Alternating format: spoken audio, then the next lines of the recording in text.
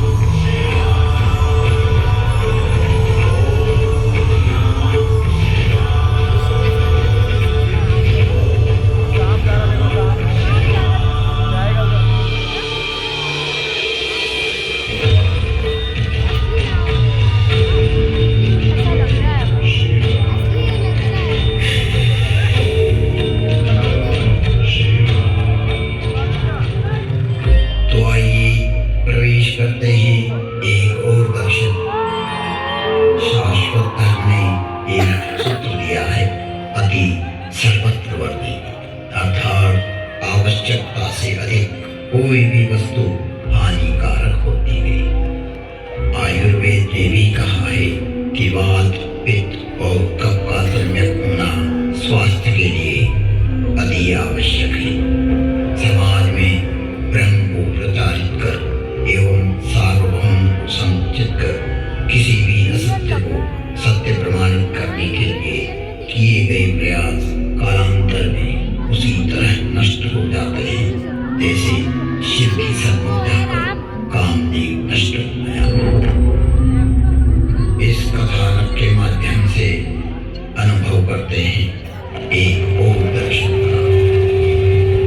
पूर्व जन्म में जब पार्वती सती के रूप में थी, तब सती के पिता दक्ष ने शिव का अपमान करने एवं हठतापूर्वक स्वयं को स्थापित करने के लिए जगत में समाज को भ्रमित किया था। तब अपने पिता के इस कृत्य से सती क्रोधातुर हो गई और यज्ञशाला में गर्जना करके बोली, जिन लोगों ने यहाँ सनातन शिव नीलकंठ महादेव की निंदा की है या सुनी है, उन सबको शीघ्र ही इसका फल मिलेगा और मेरे पिता को भी इस दंभ का दंड मिलेगा। ऐसा कहकर पुनः शिव प्राप्ति की दृढ़ता को दृढ़ कर सती ने अपना शरीर त्याग दिया। सती के देह के त्याग के उपरांत शिव ने क्रोध में आकर अपने गण वीरभद्र को भेजा, जिसने यज्ञ का विध्वंस कर दिया।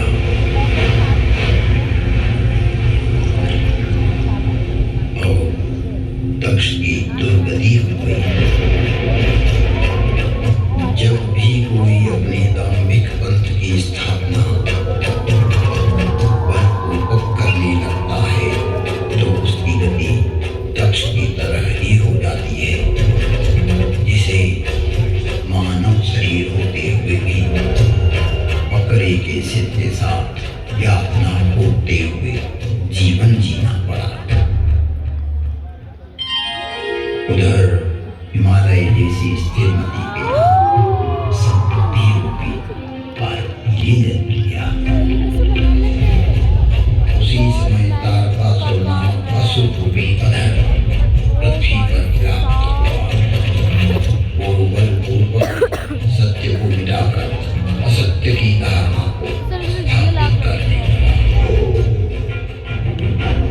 तब सभी देवगण सृष्टि सर्जक ब्रह्मा के पास जाकर जगत में व्याप्त हो रहे अधर्म का वर्णन करने लगे।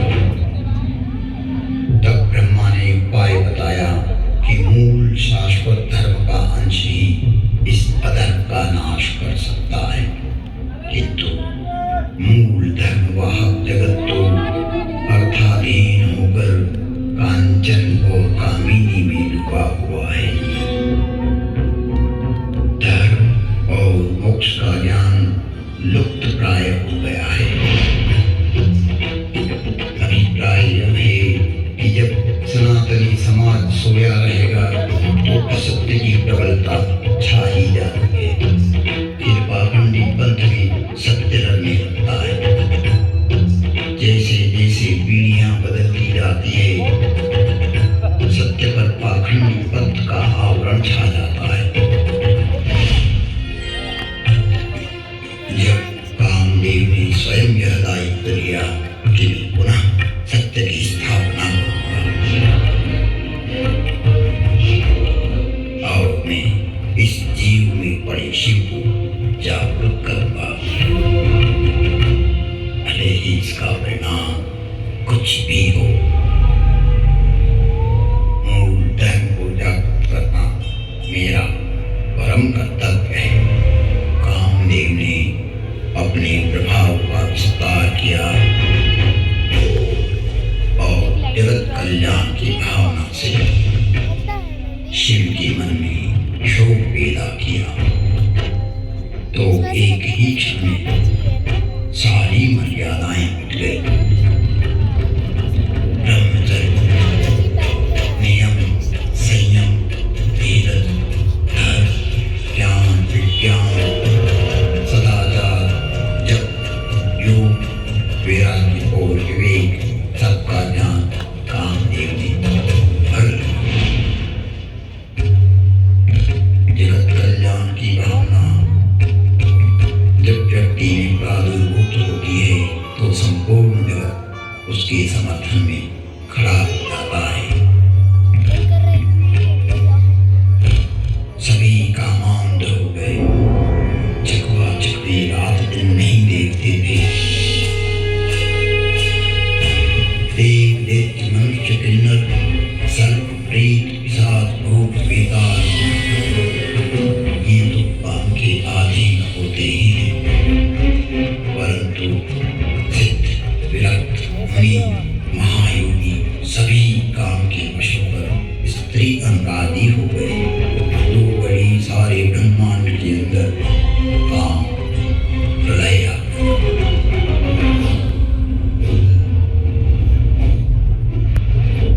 अर्थात जब एक पुरुषार्थी ने धरती पर व्याप्त दाम्भिक वृत्तियों और झूठ को परास्त करने का संकल्प किया तो सारा जगत उसके सहयोग के लिए आतुर हो उठा तथा उसका अनुसरण करने लगा।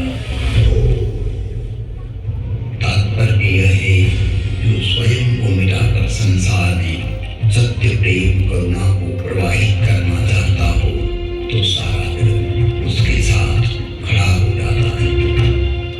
धर्म, अर्थ, काम, मोक्ष में से केवल काम की ही प्राबल्यता से शिव समाधि में विक्षेप करना, इसमें काम का ही अतिरेक था।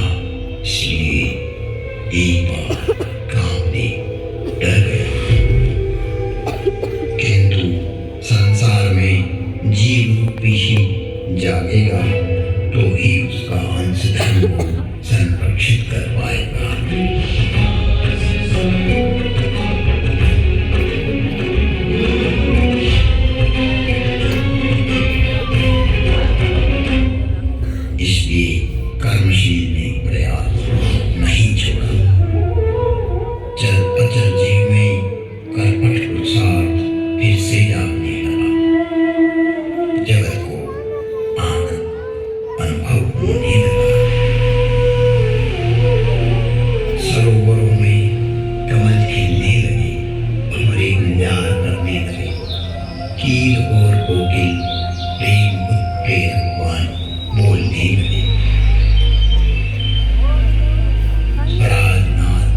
विस्तृत होने लगा। जगत तालबद्ध हो नृत्य करने लगा।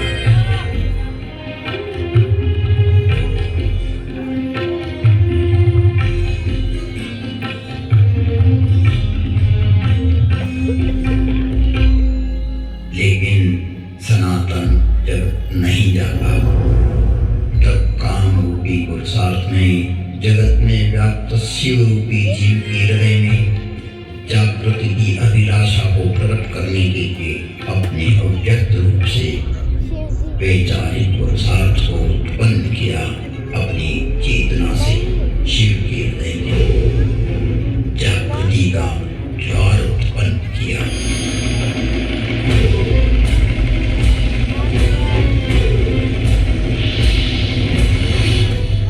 जगत की समाधि में प्रक्षेप हुआ, मन में क्षोभ हुआ। श्री हरि की प्रेरणा से शिव जागे और देखा कि यहाँ तो अपने स्वार्थवश हर क्षेत्र में व्यक्ति अपनी अपनी झूठी मान्यताओं को स्थापित कर रहा है एवं कई पंथ स्थापित हो चुके हैं।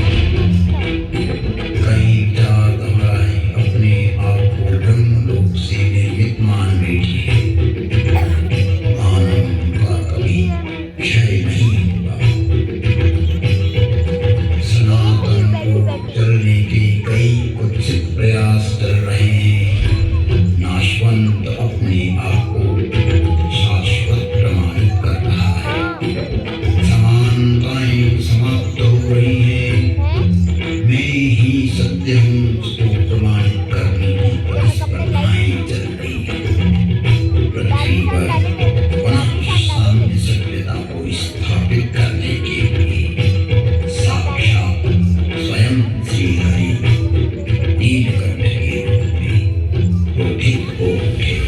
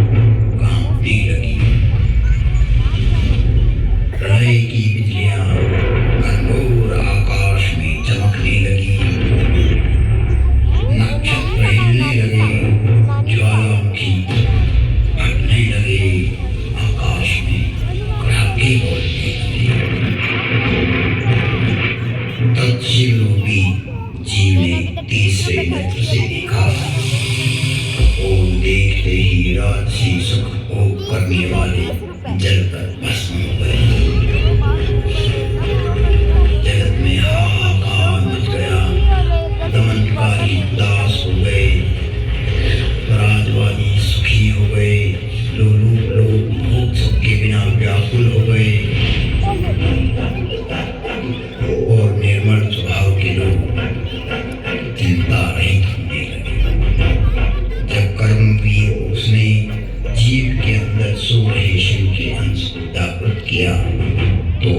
स्वार्थी लोग निराश हो गए, अपना पंथ प्रचार करने वाले उदास हो गए। सनातन जब जागा तो लोगों की भ्रांतियां समाप्त होने लगी, उन्हें सत्य समझ में आने लगा। तो विकृत पंथवाद का नाश हो गया। आशुतोष शिव ने कर्म रूपी मोक्ष को जगत कल्याण के लिए किए गए प्रयत्न से प्रसन्न होकर कामदेव को एक वरदान दिया। अब से तुम्हारा नाम अनंग होगा और शरीर रहित होते हुए भी सभी में व्याप्त रहोगे, क्योंकि तुमने जगत में व्याप्त अधर्म का नाश करने के लिए स्वयं को भाग कर जीव में पुनः सत्य का संचार किया। संसार में सनातन धर्म के दर्शन को पुनः जागृत किया है। केवल धर्म, केवल अर्थ, केवल काम और केवल मोक्ष पूर्ण सत्य नहीं है। चारों पुरुषार्थों का समान रूप होना अति आवश्यक है। नीलकंठ शिव जागे और काम का दहन कर दिया, साथ ही काम का वहन भी किया।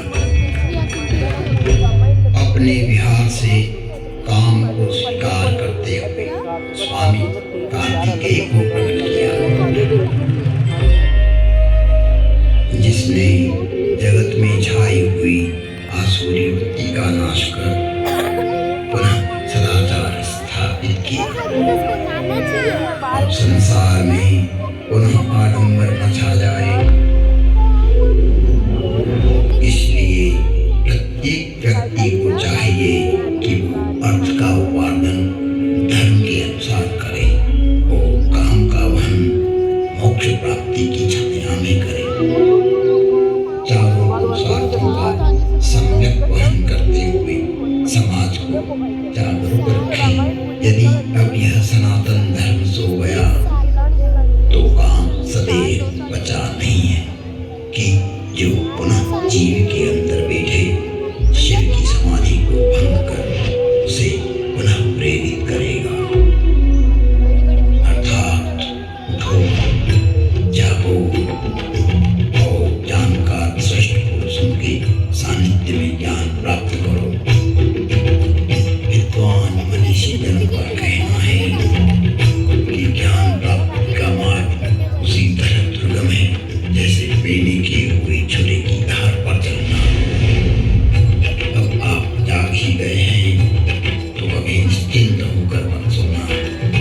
जब तक सृष्टि है तब तक अपने सनातन को हस्तांतरित करते रहना। तुम त्रिभुवन गुरुवेद बखाना, आन जीव पावर का जाना। विश्वनाथ मनाथ पुरारी त्रिभुवन महिमा।